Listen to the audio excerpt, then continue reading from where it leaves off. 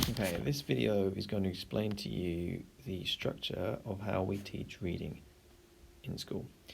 We're going to start in the middle at reading, and we're going to work our way out, and I'll show you the different phases that we go through to enable the children to read. So starting at, there are 6 phases in the program that we follow called letters and sounds. I'm going to focus on phase 1 in this video, and then I'll talk about phase 2, phase 3 later on. In reception, we only work really up to phase 3, and then phase 4, 5 is mainly year 1, and 6 is sort of year 1, 2. Okay, so in phase 1 of the reading process, we work on something called phonological awareness. Now, this is not where we go through the letters of the alphabet or the sounds that make up words. This is where we work on children being able to hear sound and hear sounds in words and play with sounds, as well as listen to beats and rhythms in songs and play along with instruments and things like that. So it's all about getting the ears tuned into sound, really.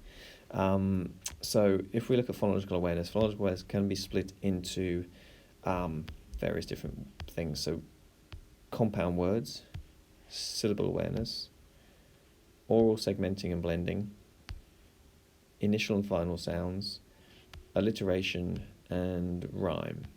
There are others, but I'm going to focus on these ones and try and explain what each of these means and how we teach it and how you can help at home. Okay, so let's start with rhyme, which is one of the most difficult for children to pick up, particularly children who don't have English as their first language. So within rhyme, what we're looking for is for hearing when words rhyme, as well as creating rhyming words. Okay, so we would like children to be able to create their own words that rhyme with other words, and also hear when words rhyme and be able to say, yes, that rhymes, or no, that doesn't rhyme. So the ways that we can practice this are through nursery rhymes. They're so important from a very young age that children listen to nursery rhymes, even if they seem babyish. Nursery rhymes all rhyme, as you know. So they, not all of them actually, but most of them. So they're crucial for children just to tune into hearing rhyme. Songs and rhyming books. A lot of stories, picture books, rhyme, use words that rhyme. So if you can expose your children to nursery rhymes, songs, and rhyming books, and pick out the words that rhyme when you hear them, that's great. We can do some sorting of pictures. In other words, pictures that rhyme, picture cards that don't rhyme, and then sorting them into those categories. I'll put resources on Seesaw and on my website to help you with that.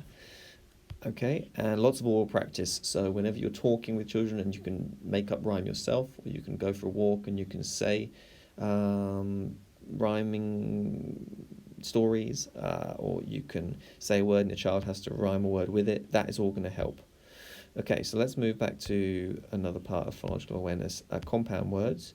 This is where 2 words make sense on their own, and then when you put them together, they make a word with a different meaning. For example, tree house, you've got the tree and the house, and sometimes they make a different meaning, sometimes they mean the same. So life and guard is another example, and I put a resource on the website with a list of words that are compound words that you can talk to with the children. When we teach this, we tend to hold out one hand for the first word, so we might hold out our left hand with our palm up and say life, and then we might put our other hand up and say guard, and then we might clap them together and go, so we go life with one hand out, guard with another hand out, clap them together, lifeguard.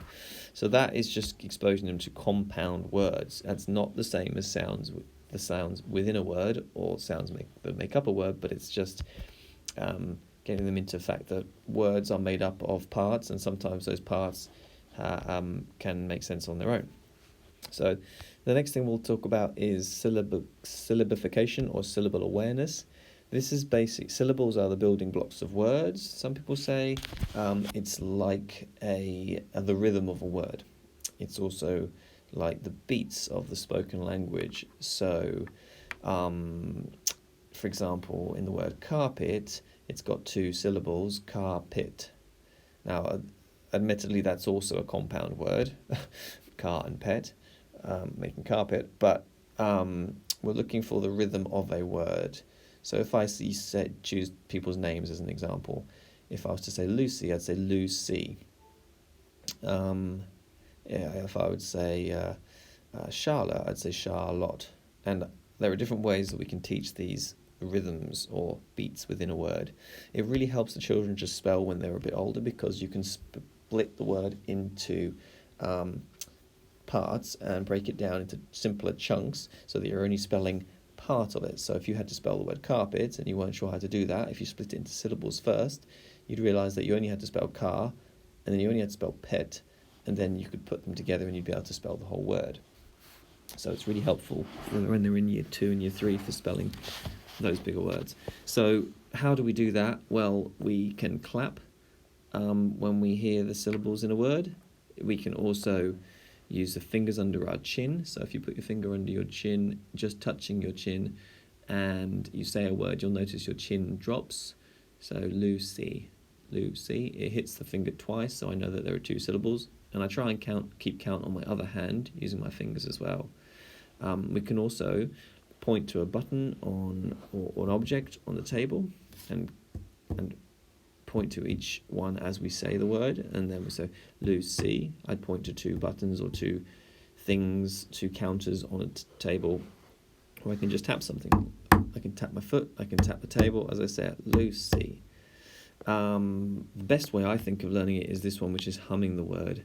So I've taught the children this in class. If you say a word without opening your lips, without opening your mouth, you have to say it as it with that rhythm. So you say Lucy, you go If you say Charlotte, you say Sounds a bit strange, looks a bit strange, but the kids really pick up on that very quickly. And if you use fingers to count at the same time, that's even better. Okay, then we'll go into alliteration over here. Alliteration is where you have the same sound at the beginning of the word. So you might look at these examples: cool cats, grey goose, cheeky chappy. They don't have to be adjacent words, they don't have to be right next to each other, but they could be close within a sentence. So Sam sat on the slippery slide.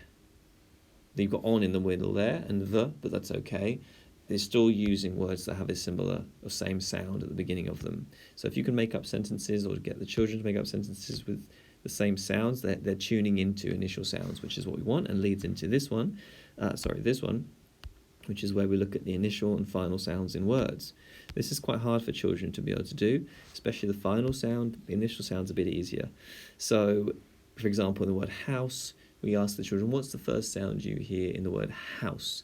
And it's the way their mouth opens and the sound that comes out when they say it is that first sound we're listening for. So house, it's the h, and I try and elongate that first sound. So monkey, what's the first sound?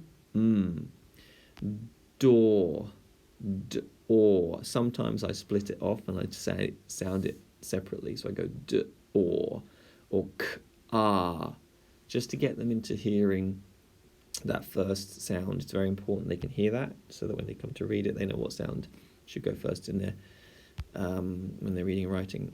And equally, the last sound, a bit harder, house. If you can elongate that sound, they can hear it a bit easier. Cat, car.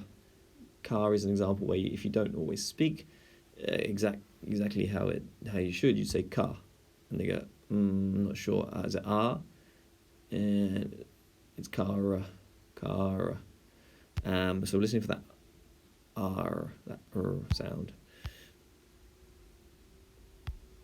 Okay, and then we'll move into the last one in phonological awareness, which is oral segmenting and blending, which is probably the most important, I think, or very important for the children to read, is to be able to split words into sounds and then put them back together. So it's called decoding, and it's basically where you say something like, if I was going to segment, I'd say cat, k-at, dog, d-og, sat, sat. And if I'm blending them, I'd put them together. K-at is cat, d-og is dog, and sat is sat. Okay, I hope that video helps to teach you about phonological awareness and how we start to teach reading.